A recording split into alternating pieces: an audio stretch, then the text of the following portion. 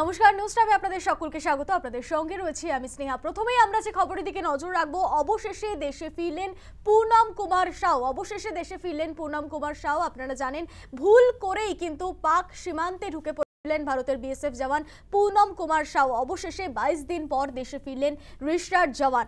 আটারি ওয়াঘা সীমান্ত দিয়ে দেশে ফিরলেন। সকাল 10:30 নাগাদ দেশে ফেরেন।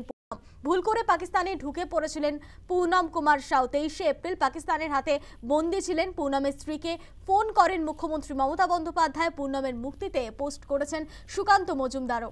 প্রধানমন্ত্রীকে ধন্যবাদ রাজ্য বিজেপি সভাপতির। ভুল করে সীমান্ত পার করে পাক সীমান্তে ঢুকে পড়েছিলেন ভারতের বিএসএফ জওয়ান পুনম কুমার সাউ। ভারত পাক অশান্তির আবহেই কিন্তু তাকে গ্রেফতার করেছিল পাকিস্তানি রেঞ্জার্স। অবশেষে 22 দিন পর দেশে ফিরলেন রিস্টার জওয়ান। রজনী সাউয়ের সঙ্গে ফোনে যোগাযোগ করেছিলেন মুখ্যমন্ত্রী মমতা বন্দ্যোপাধ্যায়। ঠিক কি কথোপকথন হয়েছে শোনাবো আপনাদের। হ্যাঁ ম্যাডাম, প্লিজ হাত জোড়ে রিকোয়েস্ট করছি ম্যাডাম, আপনি কেন বলছেন? আপনি আমার বোনের মতো কেন বলছেন এসব? এটা তো আমাদের ডিউটি ম্যাডাম। ওনাকে যদি আজকে কিছু হয়ে যায় ম্যাডাম, আমার ঘর সামলানোর মতন কেউ নেই ম্যাডাম। আপনার পাশে, আমি আপনার পাশে আছি। আমি যেটা এখন করছি, এখন পুলিশকে দিয়ে আমি বিএসএফ কে ধরাচ্ছি। প্লিজ ম্যাডাম, প্লিজ তাড়াতাড়ি অ্যাকশন নিন এই জিনিসটা নিয়ে। সবাইকে রিকোয়েস্ট করে আমি চেষ্টা করছি। ঠিক আছে ম্যাডাম, থ্যাংক ইউ। আপনি মেন্টালি একটু, আমি জানি মেন্টালি কাম থাকা প্রয়োজন নেই। শ্বশুর শাশুড়ি যদি ট্রিটমেন্টের কোনো প্রয়োজন হয় ঠিক আছে। না না, ওনাটা আমি সব করে দেবো। ডক্টর সুদীপ্ত, क्या नाम था उनका, डॉक्टर सुदीप्त चैटर्जी, উনি এসেছিলেন, যে এমএলএ স্যার হচ্ছেন, উনি আমাদেরকে। আমি আপনাকে বলি, আপনার যদি কোনো প্রয়োজন হয়, হ্যাঁ হ্যাঁ আপনি মিউনিসিপ্যালিটি চেয়ারম্যানকে বলুন। ঠিক আছে, আমি সব ব্যবস্থা করে দেবো। ঠিক আছে ম্যাডাম। কল্যাণের নাম্বার জানেন? হ্যাঁ হ্যাঁ জানি। কল্যাণের নাম্বারে ফোন করে বলবেন দিদি আমাকে বলেছিল আমার এই ট্রিটমেন্টের প্রয়োজন আছে শ্বশুর শাশুড়ি, একটু দিদিকে বলুন এটা। ঠিক আছে, বাকি তাই বুঝে নেবো। ঠিক আছে ম্যাডাম, ঠিক আছে। পুনম সাউয়ের বাড়িতে গিয়েছিলেন আমাদের প্রতিনিধি তাপস লাহা। সেখানে গিয়ে তার বউ রজনী সাউয়ের সঙ্গে কথা হয়েছে আমাদের প্রতিনিধির। আমরা এই মুহূর্তে রয়েছি পুনম সাউয়ের বাড়িতে রিস্টাতে, এবং তার আমাদের সাথে রয়েছেন তার স্ত্রী রজনী সাউ। দিদি কি বলবেন, দীর্ঘদিন পর পুনম সাউ ফিরলেন, বলবেন? দেখুন, আজকে 22 দিন বলুন। আজকে 22 দিন পর উনি এসেছেন, নিশ্চয়ই খুব একটা খুশি হয়েছে আমার। আর সব থেকে বড় কথা কি, ম্যাডাম আমার কাছে 3 দিন কথা বললেন, আমাদের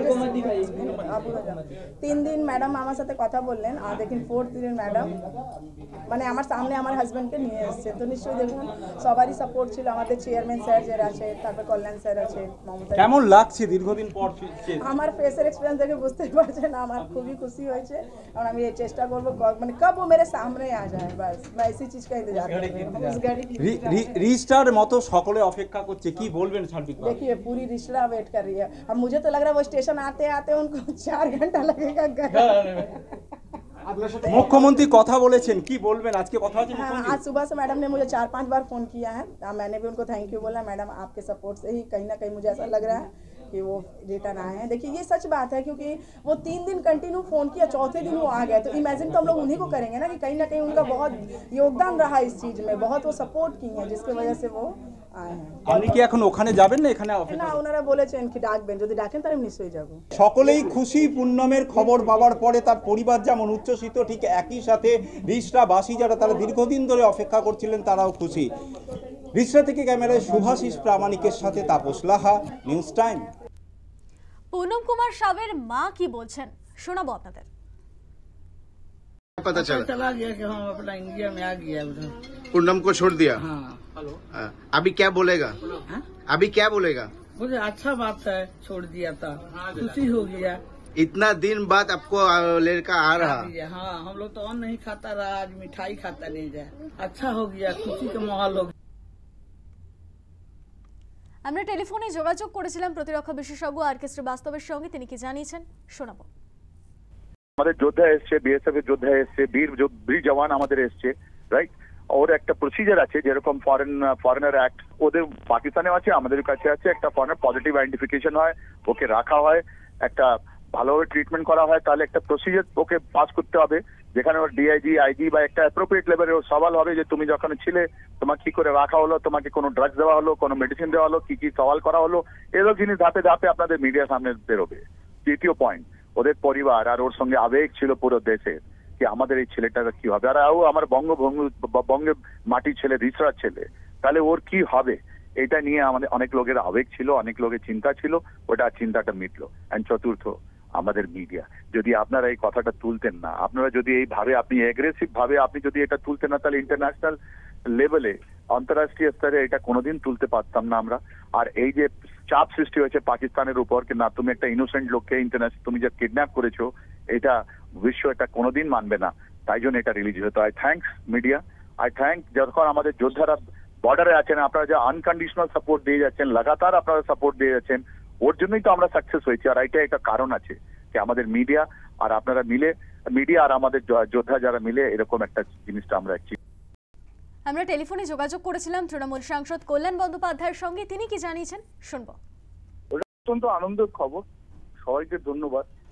প্রথম দিন থেকেই আমাদের মুখ্যমন্ত্রী মমতা বন্দ্যোপাধ্যায় যোগাযোগ রেখেছিলেন, আমিও যোগাযোগ রেখেছিলাম, আমরা সবাই মিলে চেষ্টা করেছিলাম এবং গত 5-6 দিন ধরে আমাদের মুখ্যমন্ত্রী বারবার উপর মহলে, কেন্দ্র সরকারের উপর মহলের সঙ্গে যোগাযোগ এবং তারপরে আজকে ও মুক্তি হয়েছে, অত্যন্ত আনন্দের খবর। সবাইকে আমার ধন্যবাদ, সবাই ভালো কাজ করেছেন, সবাইকে ধন্যবাদ ফিরে আসার জন্য। পূর্ণমকে এখন পাঞ্জাবে নিয়ে আসা হয়েছে, ওকে একটু মেডিকেল ট্রিটমেন্ট করবে কয়েকদিন, তারপরে ফ্যামিলির লোকের সঙ্গে দেখা করবে। পুনম সাউয়ের মুক্তির পর পোস্ট করেছেন বিজেপি রাজ্য সভাপতি সুকান্ত মজুমদার, কি জানিয়েছেন তিনি শুনবো। আজ অত্যন্ত খুশির দিন যে এতদিন পর আমাদের পুনম কুমার সাউ, আমাদের বিএসএফ জওয়ান, আটারি বর্ডার দিয়ে ফেরত এলো ভারতবর্ষে। এবং এটা শুধুমাত্র সম্ভব হয়েছে মাননীয় প্রধানমন্ত্রী নরেন্দ্র মোদীর নেতৃত্বে। এই যে আমরা যেটাকে বলি পরিবর্তিত ভারতবর্ষ, যে ভারতবর্ষ কোনো তার জওয়ানকে যদি কেউ অ্যাবডাকশন করে বা ধরে নিয়ে যায়, তার পরিবর্তে সেই দেশের জওয়ানকেও ধরে প্রয়োজনে সীমা পার করলে পরে তাদেরকে ধরে ভারত আটকে রাখে এবং তাদের সাথে বিনিময়ের প্রথার মতো নিজের জওয়ানকে নিজের দেশে, নিজের স্ত্রীর কাছে, নিজের পরিবারের কাছে ফিরিয়ে দেওয়ার মতো সাহস সেই ভারতবর্ষ রাখে। প্রথম থেকে আমরা পরিবারের সাথে আছি। আমি নিজে কথা বলে তার স্ত্রীকে আশ্বস্ত করেছিলাম যে আমরা পুনম সাউকে ফেরত আনবই। আজকে ফেরত এনেছে ভারতবর্ষের প্রধানমন্ত্রী নরেন্দ্র মোদীকে এবং আমাদের মাননীয় গৃহমন্ত্রী অমিত শাহজিকে আমি এর জন্য অসংখ্য অসংখ্য ধন্যবাদ জানাই।